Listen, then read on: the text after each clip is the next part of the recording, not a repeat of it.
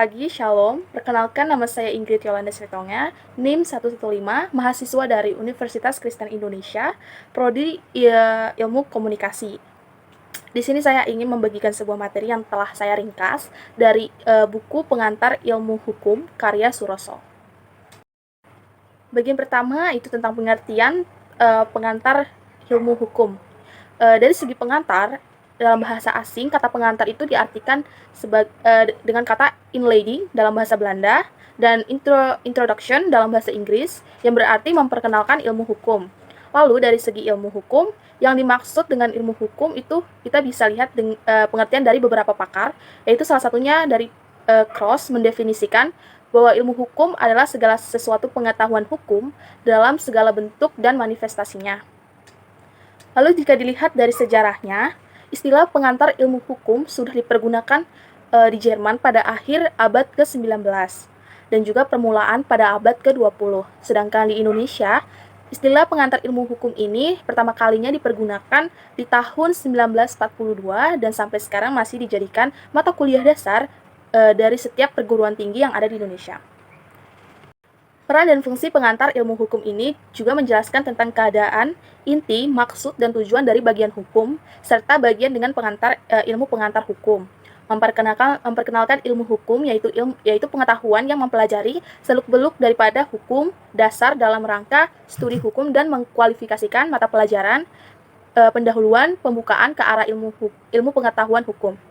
Lalu, kedudukan pengantar ilmu hukum ini juga di antara ilmu sosial yang lainnya seperti untuk menyelidiki tingkah laku manusia, dan kedudukan PIH ini sejajar dengan ilmu sosial lainnya. Adapun yang dipelajari oleh ilmu hukum juga masalah manusia, khususnya tentang kaidah kehidupannya. Lalu bila ditinjau dari segi disiplin, PIH bagian dari filsafat dan politik hukum. Pengantar ilmu hukum ini memiliki hakikatnya, yaitu untuk memberikan gambaran mendasar yang memperjelas mengenai arti permasalahan dan juga berbagai persoalan yang ada di bidang hukum. Oleh karena itu, pentingnya bagi kita yang ingin mempelajari hukum harus terlebih dahulu mempelajari pengantar ilmu hukum ini. Selanjutnya adalah hukum sebagai objek hukum. Arti hukum dari segi etimologi, hukum berasal dari bahasa Arab, yaitu bentuknya tunggal dan terkandung pengertian yang bertalian erat dengan pengertian yang dapat melakukan paksaan. Lalu menurut Recht berasal dari bahasa Latin, yaitu rectum, yang artinya bimbingan atau tuntutan pada pemerintahan, sama seperti definisi menurut Profesor Dr. Van Kan dalam bukunya, yaitu Juris dari Belanda, mendefinisikan bahwa hukum adalah keseluruhan peraturan hidup yang bersifat memaksa untuk melindungi kepentingan manusia di masyarakat.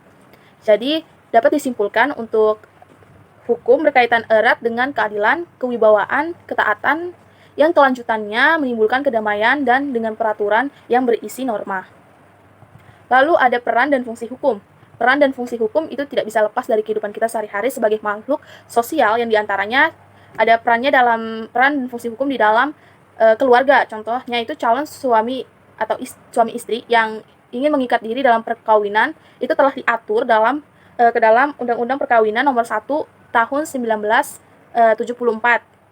Lalu dalam pekerjaan atau hubungan kerja, contoh orang yang bekerja pada suatu instansi dan menandatangani kontrak kerja sesuai dengan peraturan KUH Perdata bab 7A pasal 1601 A sampai C. Lalu berhubungan dengan hak, contoh seorang pemilik tanah yang menuntut ganti rugi kepada pihak yang menggusur atau menguasai tanahnya. Lalu apa fungsi hukum? Fungsi hukum yaitu yang pertama sebagai alat pengatur tata tertib hubungan masyarakat, lalu sebagai sarana untuk mewujudkan keadilan sosial yang lahir dan batin, lalu sebagai penggerak pembangunan, dan fungsi hukum sebagai fungsi kritis hukum.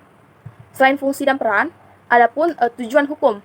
Menurut Dr. Wirjono Projodikoro, pada bukunya berjudul Perbuatan Melanggar Hukum, tujuan hukum adalah untuk mengadakan keselamatan, kebahagiaan, dan tata tertib dalam masyarakat. Lalu hukum ditaati orang. Menurut Utrecht, orang menaati hukum itu bermacam-macam sebabnya, yaitu yang pertama, orang merasa bahwa bahwa peraturan itu dirasakan sebagai hukum.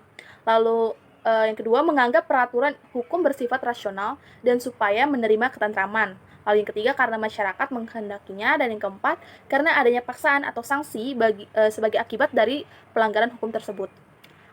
Lalu selain hukum ditaati orang, lalu ada juga kodifikasi dan perkembangan hukum itu sendiri. Lalu di sini apakah kodifikasi itu? Kodifikasi hukum adalah pembukuan hukum dalam suatu himpunan undang-undang dalam materi yang sama. Nah, tujuan dari kodifikasi hukum ini adalah agar didapat suatu kesatuan hukum dan suatu kepastian hukum. Karena tiap-tiap daerah itu kan mempunyai hukum adatnya masing-masing yang berbeda-beda dengan daerah lain, sehingga penyelesaian perkara dari putusan pengadilan juga akan berbeda-beda.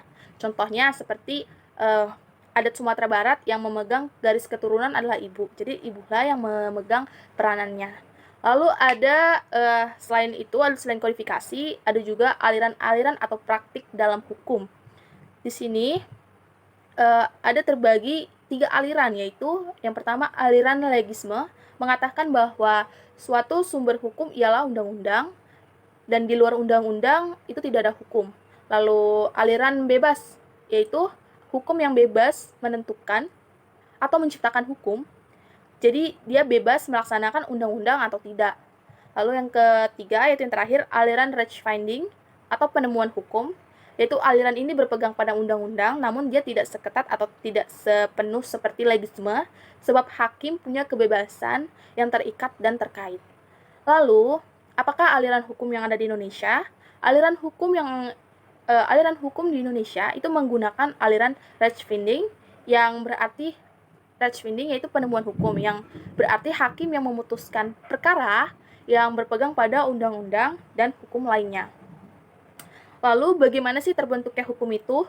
Terbentuknya hukum itu dimulai dari kebiasaan yang mudah dirasakan sebagai kewajiban untuk bersikap tindak yang demikian dan kemudian mendapat sanksi apabila tidak melaksanakan apa yang telah ditentukan oleh kebiasaan tersebut.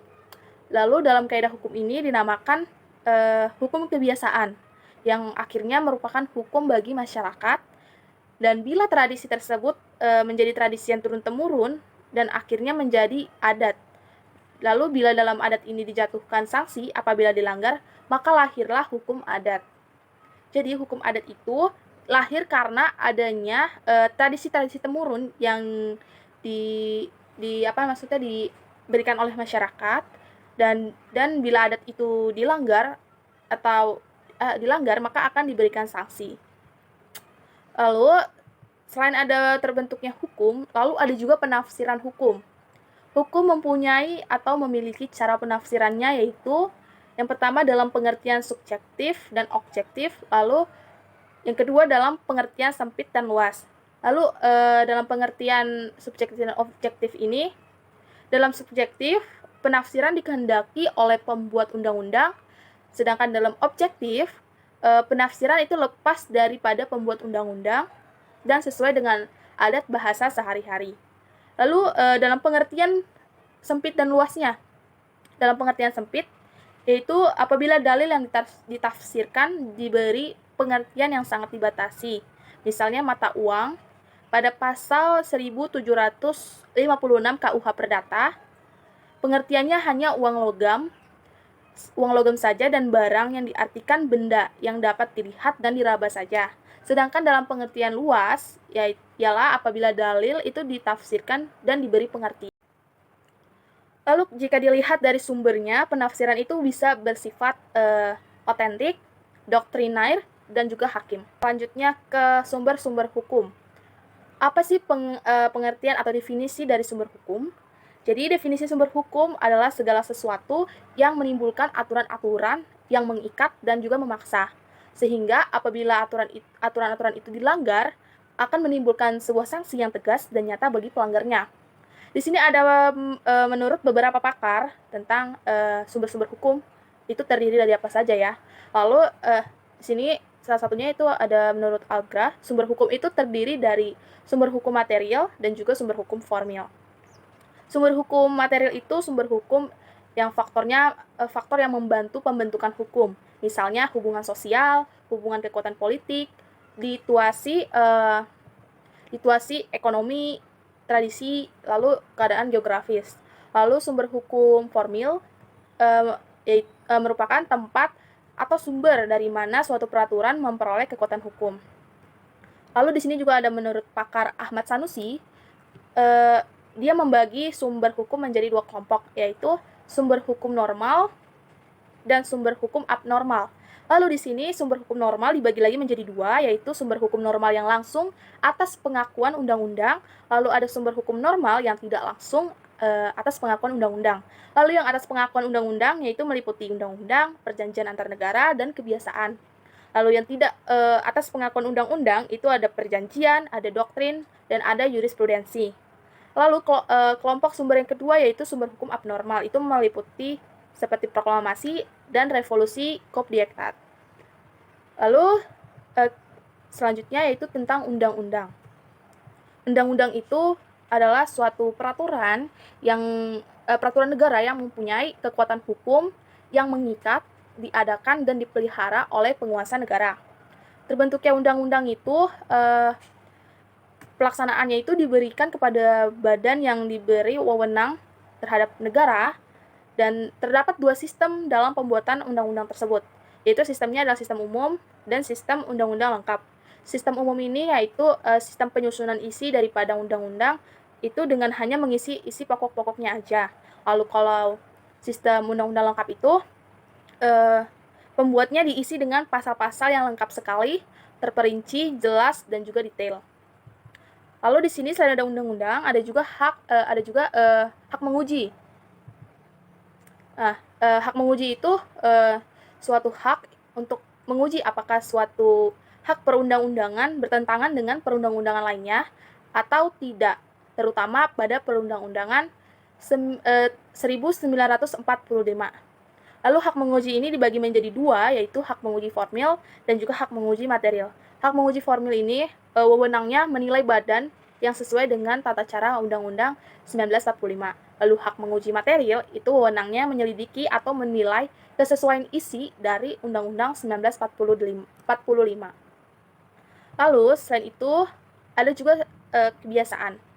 Beberapa pengertian tentang kebiasaan yaitu menurut salah satu pakar, Jenderal Sudikno, dalam bukunya Mengenal Hukum, mendefinisikan kebiasaan merupakan tindakan menurut pola tingkah laku yang tetap azek, lazim, normal, atau adat dalam masyarakat atau pergaulan hidup tertentu. Pergaulan hidup ini merupakan lingkungan yang sempit seperti desa, tetapi juga dapat luas yang yakni meliputi masyarakat negara yang berdaulat. Lalu apa itu hukum kebiasaan? Menurut Utrecht dalam bukunya Pengantar Hukum Indonesia menyebutkan hukum kebiasaan yaitu himpunan kaidah-kaidah yang biarpun tidak ditentukan oleh badan-badan perundang-undangan dalam suasana atau kenyataan ditaati juga, karena orang sanggup menerima kaidah-kaidah itu sebagai hukum, dan telah ternyata kaidah tersebut dipertahankan oleh penguasa-penguasa masyarakat lain yang tidak termasuk lingkungan badan-badan perundang-undangan. Penggolongan dan klasifikasi hukum. Penggolongan dan klasifikasi hukum yang lazim dipergunakan itu berdasarkan pada, yang pertama, berdasarkan pada sumbernya.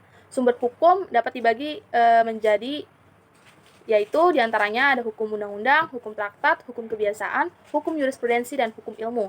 Lalu berdasarkan daerah kekuasaannya, yaitu ada hukum nasional, ialah hukum yang berlaku di wilayah negara tertentu. Lalu hukum internasional, hukum yang berlaku di wilayah berbagai negara. Lalu ada hukum asing, yaitu hukum yang berlaku di negara lain. Lalu berdasarkan kekuatan berlakunya atau sanksi, menurut sanksinya itu hukum dapat dibagi dalam hukum paksa, lalu hukum tambahan. Hukum paksa yaitu hukum yang bersifat memaksa, lalu hukum tambahan, hukum yang bersifat mengatur atau menambah. Lalu berdasarkan isinya yaitu ada hukum publik. Hukum publik itu hukum yang mengatur tiap hubungan antar negara, termasuk golongan hukum pidana dan hukum negara. Lalu hukum pidana itu apa? Hukum pidana itu keseluruhan peraturan hukum yang mengatur perbuatan mana yang merupakan kejahatan, mana yang merupakan pelanggaran. Lalu hukum negara itu terbagi menjadi dua, yaitu hukum negara dan hukum tata usaha negara. Lalu ada juga golongan dari hukum privat, yaitu hukum yang bertujuan menjamin adanya kepastian di dalam hubungan antara orang yang satu dengan orang yang lainnya. Kedua-duanya itu sebagai anggota masyarakat. Lalu yang termasuk hukum privat itu yaitu seperti hukum perdata, hukum dagang, dan hukum perselisihan. Lalu di sini ada juga berdasarkan fungsi dan pemeliharaannya, yaitu dibagi jadi hukum material dan hukum formil. Hukum material ini hukum yang mengatur isi perhubungan antara kedua belah pihak, lalu hukum formil itu ialah hukum yang menunjukkan cara menjalankannya. Lalu berdasarkan bentuknya ini bisa dibagi menjadi dua juga, yaitu hukum tertulis dan juga hukum tidak tertulis. Nah, kalau hukum tertulis pasti sudah tahu, yaitu hukum yang dapat dicantumkan dalam pelbagai peraturan undang-undang, yang dibagi lagi dalam hukum tertulis, dimodifikasi, dan yang tidak dimodifikasi. Jadi hukum tertulis itu seperti Undang-Undang Dasar Negara, juga seperti peraturan negara. Lalu hukum tidak tertulis itu hukum kebiasaan, yaitu seperti common law, dan di Indonesia itu adat law. Lalu berdasarkan wujudnya yaitu hukum objektif dan hukum subjektif. Hukum objektif itu hukum dalam suatu negara yang berlaku umum dan tidak mengenai orang-orang atau golongan tertentu. Sedangkan hukum subjektif itu hukum yang timbul dari hukum objektif yang berlaku terhadap orang tertentu atau lebih. Lalu ada lagi berdasarkan waktu berlakunya, ini yang terakhir, yaitu terbagi menjadi dua berdasarkan waktu berlakunya, yaitu ada ius constitutum, ius constituendum, dan hukum asasi atau hukum alam. Nah, ius constitutum ini itu hukum positif, yaitu hukum yang berlaku di masyarakat tertentu dalam suatu daerah. Nah, kalau ius constituendum itu hukum yang diharapkan berlaku pada waktu yang akan datang. Jadi kayak belum pasti gitu. Lalu hukum asasi atau hukum alam itu hukum yang berlaku di mana-mana aja, kapan aja, dan buat siapapun. Oke, selanjutnya ada di bagian ketiga, yaitu ilmu hukum sebagai ilmu.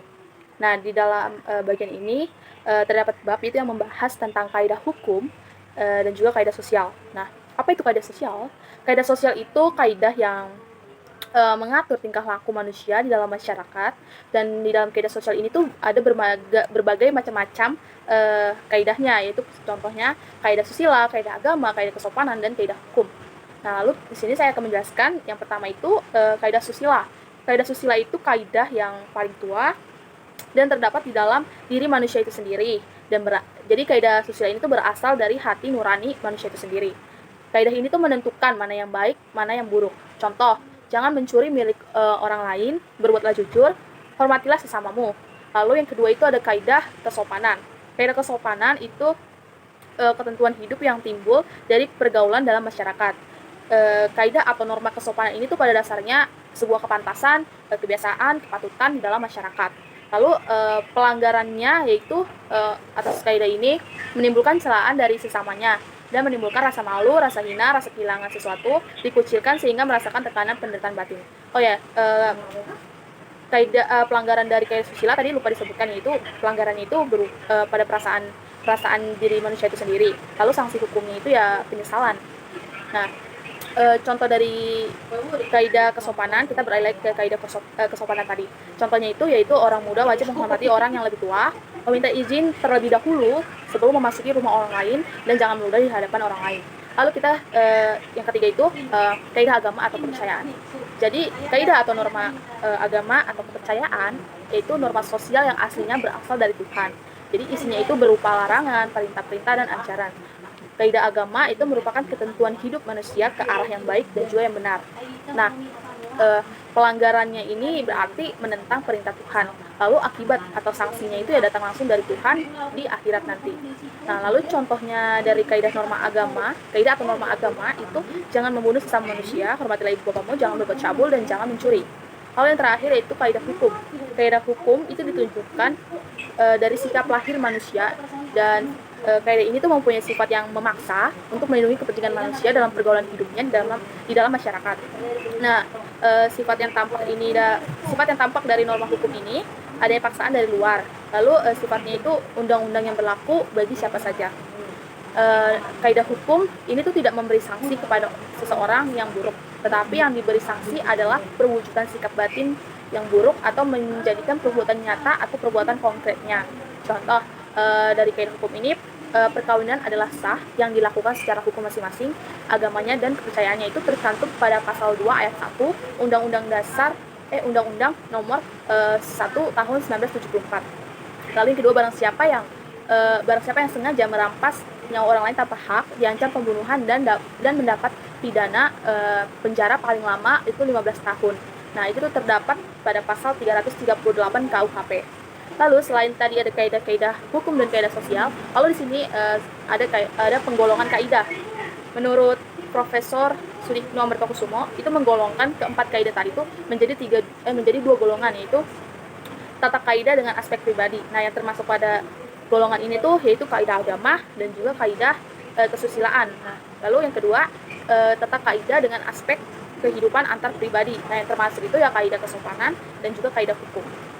Yang keempat yaitu ilmu hukum sebagai ilmu pengertian. Nah, di dalam bagian itu terdapat subjek hukum, manusia sebagai subjek hukum. Apakah subjek hukum itu? Subjek hukum adalah sesuatu yang menurut hukum yang mempunyai hak dan juga kewajiban.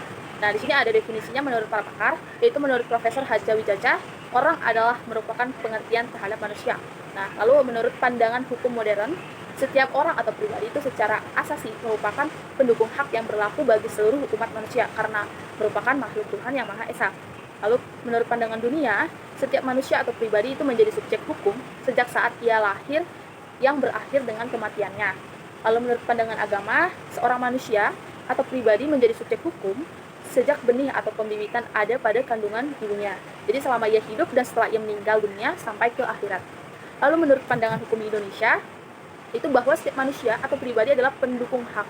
Nah, itu tercantum pada pasal 7 Undang-Undang Dasar 1950 menyebutkan bahwa pada ayat 1 mengatakan setiap orang diakui sebagai manusia pribadi terhadap undang-undang. Lalu ayat kedua, segala orang berhak menuntut perlindungan yang sama oleh undang-undang.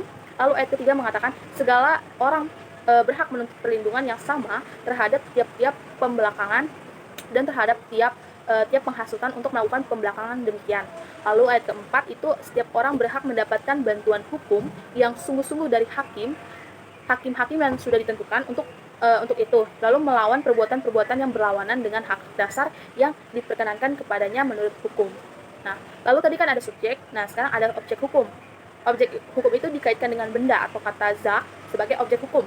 Objek hukum itu segala sesuatu yang berguna bagi subjek hukum atau manusia, dan objek hukum ini tuh berupa benda ya.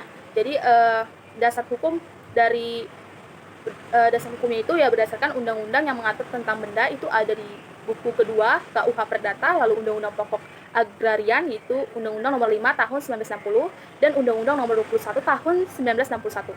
Lalu manusia sebagai objek hukum itu tuh ada di beberapa aspek, yaitu pada zaman pendudukan atau bisa dibilang zaman penjajahan itu tuh manusia dulu dijadikan atau dianggap sebagai benda yang dapat diperjualbelikan atau dapat disewakan, disiksa, disembelih seperti binatang tanpa ada pembelaan. Namun menurut pandangan hukum modern sekarang, pada masa perbudakan memang sudah tidak ada lagi, dan perbudakan itu sudah dianggap sebagai sesuatu perbuatan yang bertentangan dengan kemanusiaan. Perbudakan itu bertentangan dengan hak asasi manusia seperti yang telah dicetuskan PBB pada tanggal 10 Desember 1948. Lalu menurut pandangan agama, menurut ketentuan agama, manusia sebagai objek itu sudah tidak dibenarkan karena agama menegaskan bahwa manusia itu adalah makhluk yang sempurna di bumi yang punya kedudukan lebih tinggi dari makhluk lainnya seperti binatang. Nah, itu tadi ada penjelasan dari objek hukum. Lalu kita beralih ke peristiwa hukum. Di sini ada macam-macam peristiwa hukum. Peristiwa hukum itu bisa dibagi beberapa golongan, yaitu yang pertama peristiwa menurut hukum dan peristiwa yang melanggar hukum. Contoh kelahiran, kematian, pendudukan tanah, pencemaran laut, terus juga lingkungan hidup, jual beli, sewa menyewa, pemberian kredit, pembukaan rekening bank, perjanjian antar negara, pembunuhan dan lain-lain. Lalu peristiwa hukum yang sepintas dan peristiwa hukum yang terus-menerus. Peristiwa yang hukum sepintas itu ya peristiwa yang hanya sepintas, seperti pembatalan perjanjian dan tawar-menawar. Lalu peristiwa hukum positif dan juga peristiwa hukum negatif. Nah, selanjutnya itu ada juga tentang hak.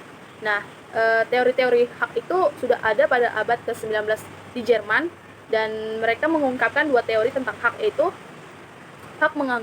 teori yang menganggap hak sebagai kepentingan yang terlindungi, lalu teori yang menganggap hak sebagai kehendak yang diperlengkapi dengan kekuatan. Jadi teori ini mengatakan bahwa hak itu adalah sesuatu kehendak yang harus diperlengkapi dengan kekuatan. Lalu di sini juga ada macam-macam hak. Jadi dalam macam-macam hak itu ada dibagi menjadi dua golongan besar, yaitu hak mutlak dan juga hak relatif. Apa sih hak mutlak itu? Hak mutlak ialah setiap kekuasaan mutlak oleh hukum diberikan kepada subjek hukum untuk berbuat sesuatu atau bertindak. Hak mutlak ini juga merupakan hak yang memberikan kekuasaan kepada yang bersangkutan untuk wajib dihormati oleh setiap orang. Lalu juga hak relatif. Hak relatif itu setiap kekuasaan atau kewenangan oleh hukum diberikan kepada subjek hukum lain supaya ia berbuat sesuatu atau tidak berbuat sesuatu atau memberi sesuatu. Nah, jadi hak relatif itu juga dibagi lagi menjadi beberapa hak, yaitu hak publik relatif, itu hanya dilakukan terhadap subjek hukum saja, yaitu terhadap pelanggar yang wajib membayar pajak, bea, dan cukai. Lalu hak keluarga relatif itu suami istri yang mengikat diri dalam suatu perkawinan. Lalu hak kekayaan relatif itu ialah semua hak yang bukan hak kebendaan atau barang ciptaan manusia. Dan dalam ilmu hukum, hak kekayaan relatif itu bisa disebut perutangan. Jadi hukum kebendaan yang mengatur hak kebendaan serta hukum perutangan yang mengatur perutangan bersama-sama merupakan hukum kekayaan, ialah hukum yang mengatur status kekayaan subjek hukum. Sekarang ada masyarakat hukum.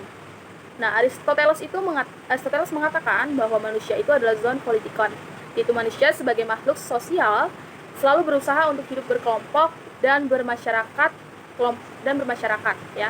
Jadi kelompok-kelompok tersebut itu dapat berupa kelompok kecil yang hanya terdiri dari 2 orang, lalu masyarakat terdiri dari sekumpulan orang baik, lalu tingkat desa maupun negara. Jadi manusia mempunyai naluri hidup untuk damai, saling membantu dan saling melindungi.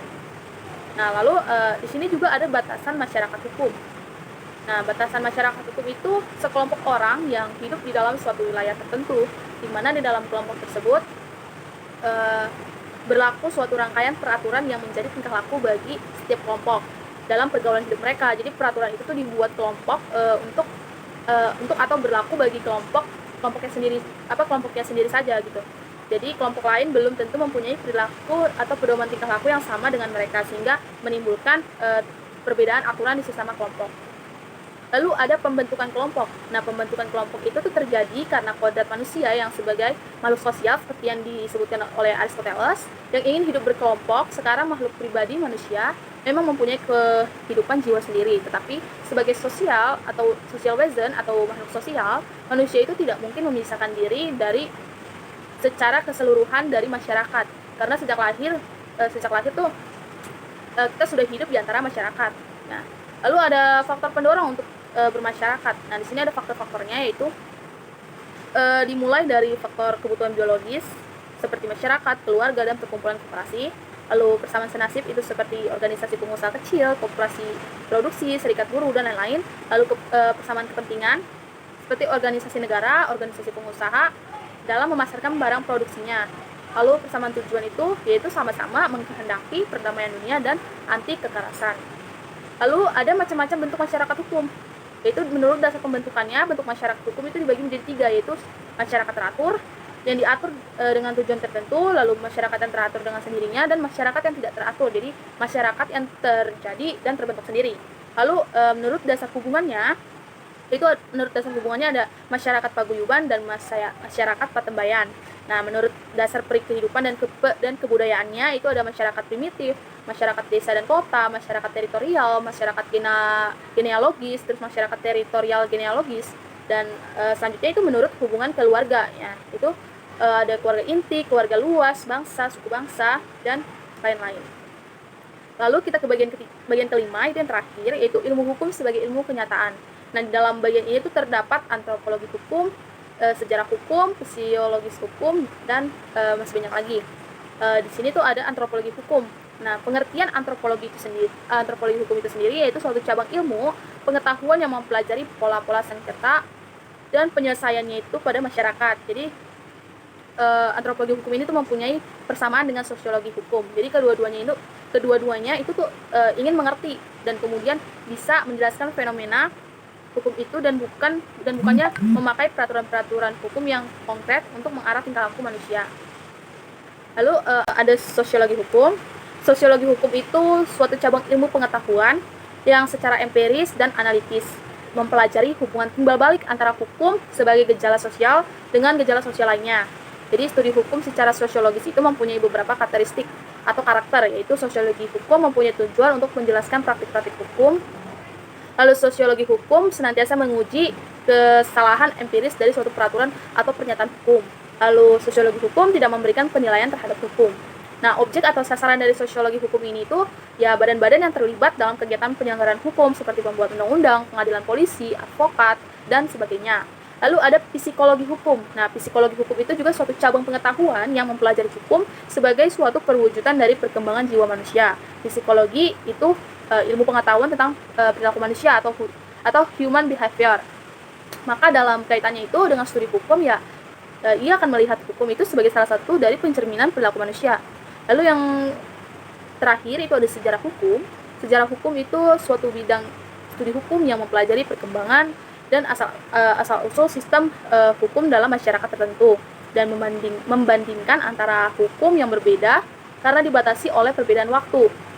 Jadi secara mudahnya itu sejarah menghubungkan keadaan yang lampau dengan keadaan sekarang maupun keadaan yang akan datang.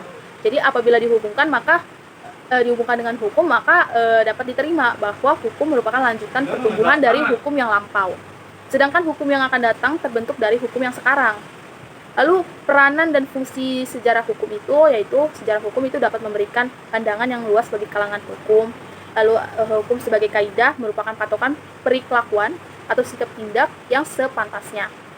Lalu berguna untuk praktik hukum juga, lalu membantu mahasiswa hukum untuk lebih mengetahui hukum yang dipelajari, lalu mengungkapkan fungsi dan efektivitas lembaga-lembaga hukum tertentu. Lalu selain tadi ada ilmu hukum sebagai kenyataan, ada juga perbandingan hukum. Nah, perbandingan hukum itu menurut definisinya itu terbagi menjadi dua, yaitu sebagai metode penelitian dan sebagai ilmu pengetahuan. Nah, sebagai metode penelitian ini tuh suatu ilmu hukum dengan mempergunakan metode membanding-bandingkan hukum satu dengan hukum yang lainnya. Nah, sebagai metode penelitian perbandingan, hukum dapat dipergunakan di semua bidang hukum seperti hukum privat, hukum publik, hukum tata negara, dan sebagainya. Lalu sebagai ilmu pengetahuan itu, perbandingan hukum ini yang menurut saya cukup lebih jauh jangkauannya itu dari hukum sebagai metode penelitian ya. Nah, jadi perbandingan hukum ini tuh menyelidiki sebab dan latar belakang dari persamaan dan perbedaan tersebut. Lalu apa tujuan dari perbandingan hukum?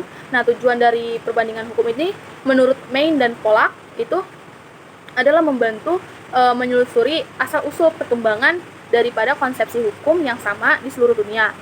Nah, sedangkan menurut Randall usaha mengumpulkan informasi mengenai hukum asing dan usaha untuk mendalami pengalaman yang dibuat studi hukum asing dalam rangka pembaruan hukum. Lalu apa fungsi daripada perbandingan hukum ini? Nah, fungsinya itu ada yaitu yang pertama fungsi secara teoritis, yaitu perbandingan hukum mempunyai peran penting dalam era pembangunan hukum yang akan datang. Nah, lalu fungsi praktis yaitu di samping bermanfaatnya teori perbandingan hukum juga bermanfaat di dalam praktik hukum, khususnya bagi apply research dan pembentukan hukum baru.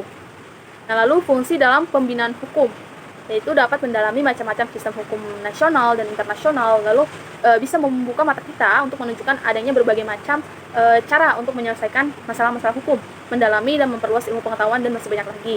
Nah, lalu manfaatnya yaitu selain fungsi ada juga manfaat tentunya, yaitu manfaat daripada perbandingan hukum ini yaitu manfaat ilmiah, manfaat praktis, terus juga bermanfaat bagi unifikasi hukum, bermanfaat bagi usaha menumbuhkan saling pengertian suatu bangsa, lalu bermanfaat bagi usaha memperoleh pengertian yang lebih mendalam mengenai hukum kita sendiri, terus juga bermanfaat bagi pelaksanaan HPI atau hukum perdata internasional. Oke, sekian dari materi ringkasan dari buku Pengantar Ilmu Hukum karya Suroso SH, dan saya mohon maaf bila ada kesalahan kata sewaktu saya memaparkan materi tersebut. Saya ucapkan terima kasih dan sampai jumpa.